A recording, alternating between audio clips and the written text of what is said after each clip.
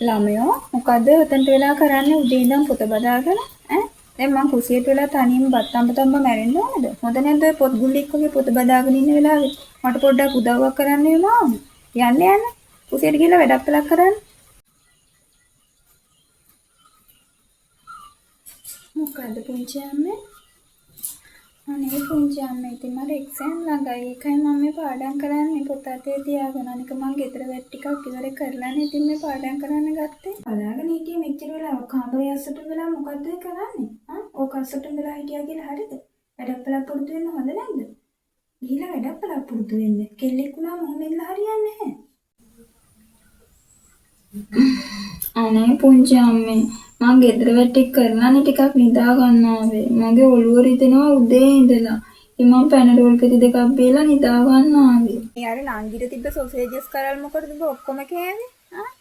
මෙතන බලපංකෝ මගේ දරුවගේ ඇඟේ හැටි කෙට්ටු වෙලා ගිහිල්ලා ඇදිලා ගිහිල්ලා මොකද ඉතින්? ඒකිට මං හදන දේවලුත් ඔබ කනවනේ ඔක්කොම.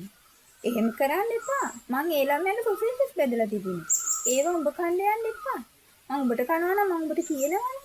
මං නාංගික සොසේජස් කරල් කෑවේ නැහැ පුංචි අම්මා. එතන 3යි තිබුණේ. ඉතින් මං එකක් කෑවේ. නාංගිට මං දෙකක් කියලා. එයා ඉතින් මේ දෙක කන්න නැති.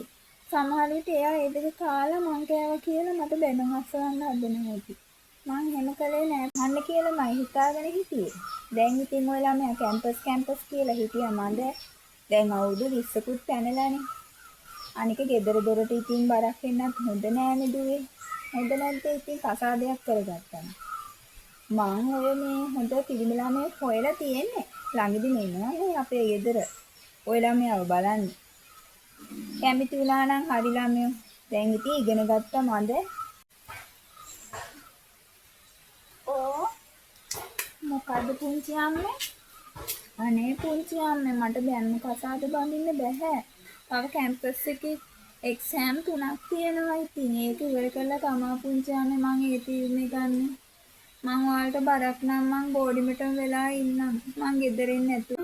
තාත්තා හවසට ගෙදර ආවම මං ඔය කියන ඒවා මේ තාත්තට කියනවා එහෙම නෙමෙයි හොඳද? මං අනික මේ ඔයාට බයින්නේ මේ ආදරේට මිසක් මේ වැරද්දකට නෙවෙයි. නේද? චූටි වැරදි තියෙනවා හදා ගන්න ඕනේ. ඒකයි මං උඹට බනින්නේ. ඒ හින්දා තාත්තට කියන්න එපා හොඳද? හරි පුංචි අම්මේ ඔයා බය වෙන්න එපා. ඔයා කිව්ව කිසිම දෙයක් මම මෙච්චර කාලයක් තාත්තට කියලා නැහැනේ. ඉතින් මං අදත් එයාට මුකුත්ම නොකිය ඉන්නම් පුංචි අම්මේ. අනේ දෙයියනේ මට මේ මොකද්ද වෙන්නේ අම්මේ? මගේ අම්මා ජීවත් වෙලා හිටියා නම් අද මම එහෙම විඳවන්නේ නෑ නේද? අම්මේ ගෙදර කොච්චර වැඩ කරත් පුංචි අම්මට පේන්නේ මගේ වැරදි විතරමයි. අනේ මගේ අම්මේ ඔයා ඉන්න තැනකට මාවත් එක්කන් යන්න. දැන් ඇති හොඳටම.